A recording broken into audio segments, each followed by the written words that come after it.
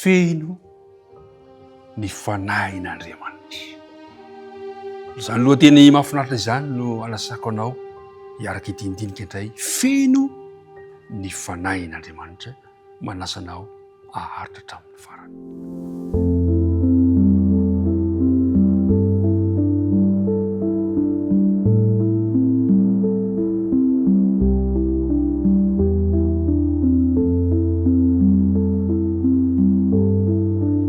Miarabantsika rehetrarehetra indray tafahona somatsara amin'ity alakamisy maraina fa 4 volana septambra ity mandeha ny fotoana.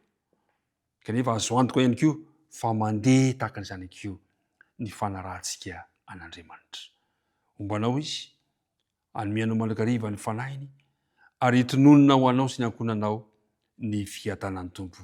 Miarabantsika tsirairay avy. Andeha ary atombontsika mivavaka izao fiarahana mianatra ankehitriny izao. Ray malala any an-danitro, misaotranao izay noho ny fitiava-dehibe, noho ny fiarovanao anay, noho ny fitantananao anay ka tafahoana somatsara indray izay amin'izao fiarahana mandinika ny teninao izao. Tombotsoa lehibe ho anay izany satria iaona aminao indray izahay. Nay izany nay ary toerana misy anay dia aoko tsapanay Tompo fa eo anilanay ianao. Mamelany elokay, diovy izay mba ho afampahotana ary sasao izay mba ho afakiloka. Ary aoka koa ny faneno masina mba arotsaka ao an-temponay.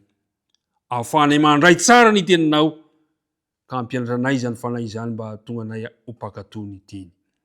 Amin'an'i Kristina angatana ny vavaka. Amen.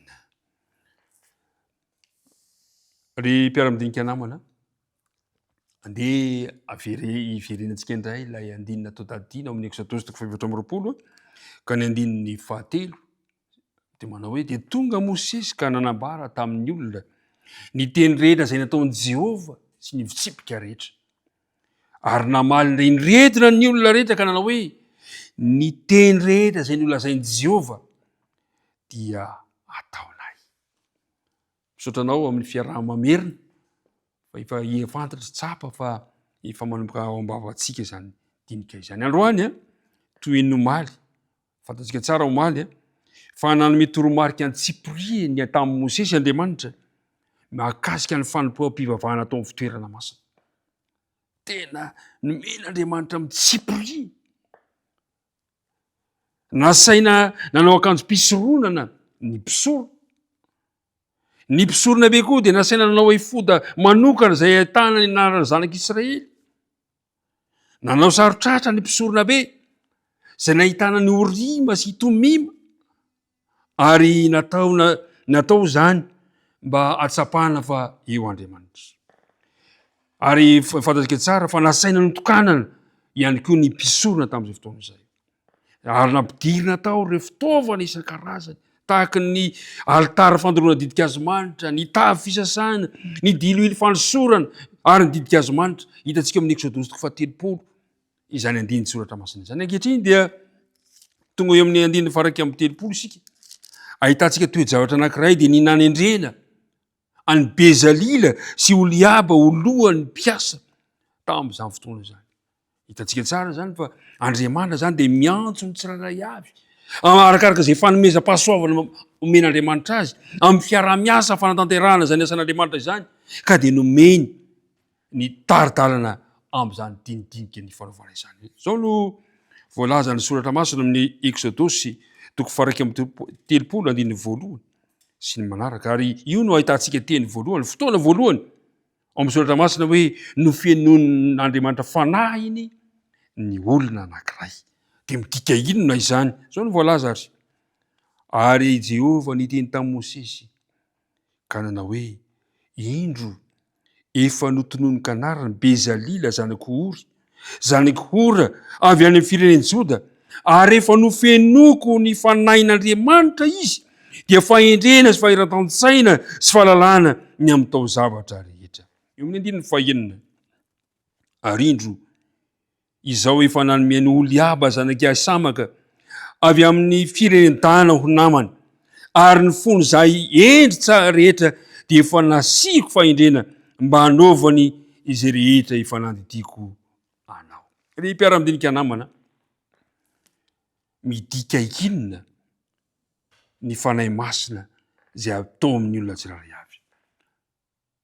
Ry mpiara-mianatra namana isany, nomena any Bezalila izany, nomena ny Oliaba izany, mba ahafahana manatanteraka ny asa amin'ny fitoerana masina.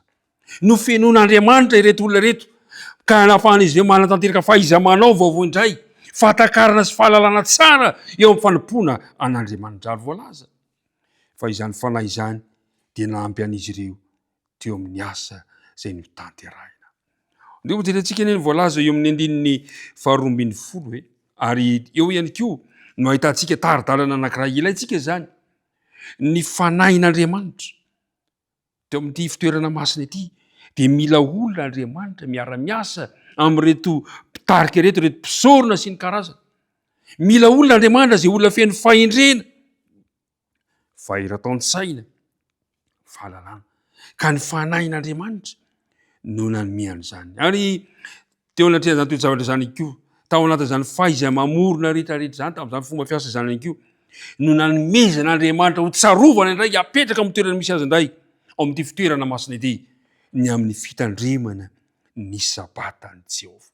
Teo ny jerentsika ny voalaza eo amin'ny andininy 12 sy ny manaraky, zao ny voalazany. Hoy izy hoe, ary Jehova niteny tamin'i Mosesy ka nanao hoe, ary dia milaza amin'ny zanak'Israely ianao hoe, ny sabatako no tandremo, fa famantarana ho amiko sy ho aminareo hatramin'ny taranak'areo faramandimy zany, mba ho fantatrareo fa izao no Jehova izay manamasina anareo.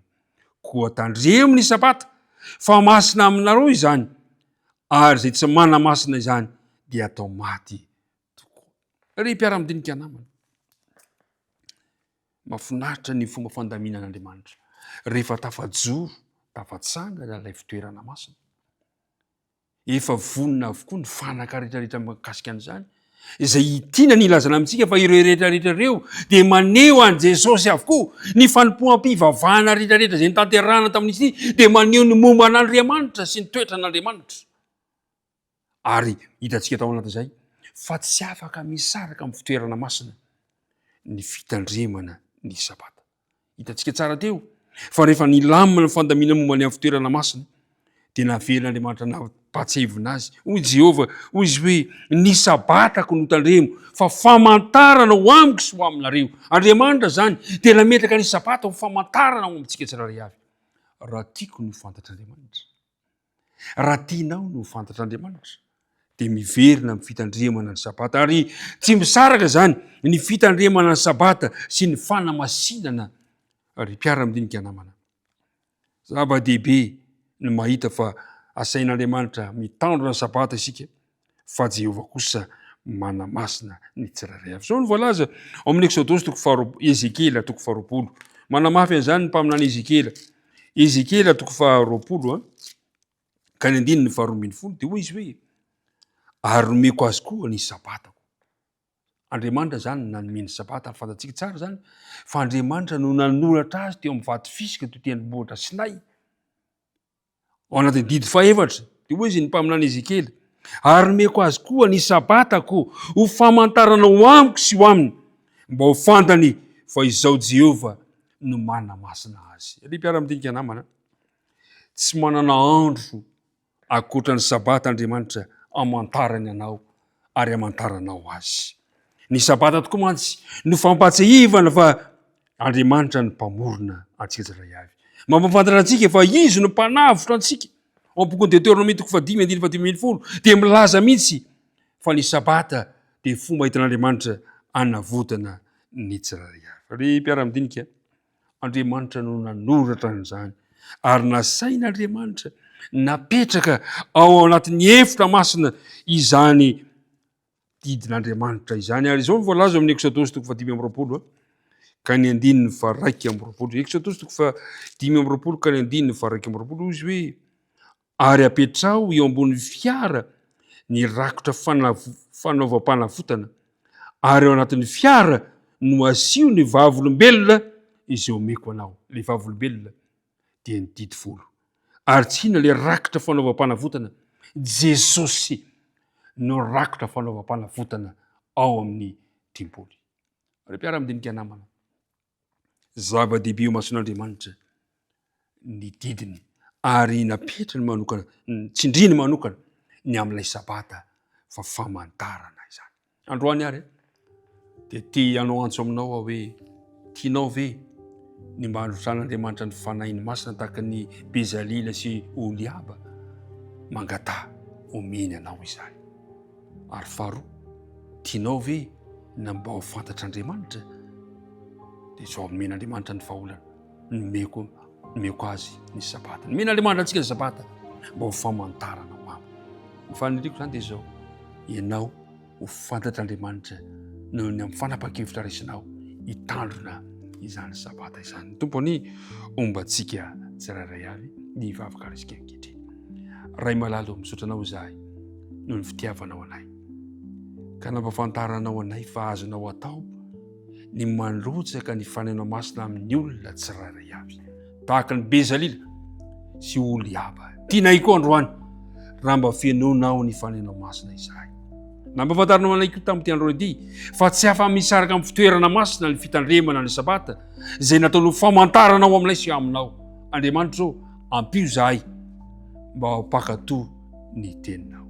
Dia apetraka ampilatananao ary ny fiainanay. Mivavaka tonoana isika tany amin'ny anaran'i Jesosy Kristo. Amen.